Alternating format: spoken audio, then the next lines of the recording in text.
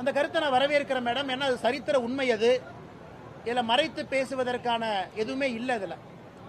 ஏன்னா எதிர்க்கட்சி தலைவர் திரு எடப்பாடி பழனிசாமி அவர்கள் அன்னைக்கு அதிமுக கட்சியை சில பேர் கபலீகரம் செய்வதற்கு முயற்சி செய்த பொழுது மத்திய பாரதிய ஜனதா கட்சியினுடைய ஆட்சி தான் உறுதுணையா இருந்தாங்க அப்படின்னு சொல்லி இருப்பது எல்லோருக்கும் தெரிஞ்ச ஒரு விஷயம்தான். இது நாங்க சொல்லியிருந்தா வேற மாதிரி பத்திரிகை நண்பர்களும் தமிழக மக்கள் எடுத்துக்குவீங்க.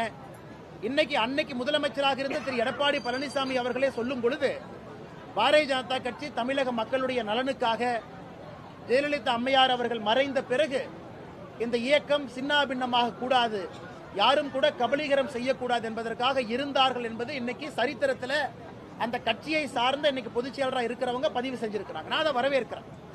ஏன்னா பாரதிய ஜனதா கட்சியினுடைய ரோல், பாரதிய ஜனதா கட்சி 2016, 17 என்ன செஞ்சாங்க அப்படிங்கிறது பல இடத்துல பல மாதிரி பேசப்பட்ட பொழுது தமிழகத்தில் நல்லது செய்வதற்காக மட்டும்தான் அன்னைக்கு பாரதிய ஜனதா கட்சி இயங்கியது அப்படிங்கிற ஒரு உண்மையை திரு எடப்பாடி பழனிசாமி அவர்கள் மக்கள் மன்றத்தில் வைத்திருப்பது எங்களுடைய ஆர்கியூமெண்ட்டுக்கு இன்னும் வலிமை சேர்க்கிறது. ஏன்னா தமிழகத்தை பொறுத்தவரை பாரதிய ஜனதா கட்சி தமிழகம் நன்றாக இருக்க வேண்டும் என்கின்ற ஒற்றை குறிக்கோளோடு மட்டும்தான் 2014 ஆட்சியில் இருந்திருக்கின்றோம். அதை திரு எடப்பாடி பழனிசாமி அவர்கள் மறுபடியும் உறுதிப்படுத்தி இருக்கிறார்.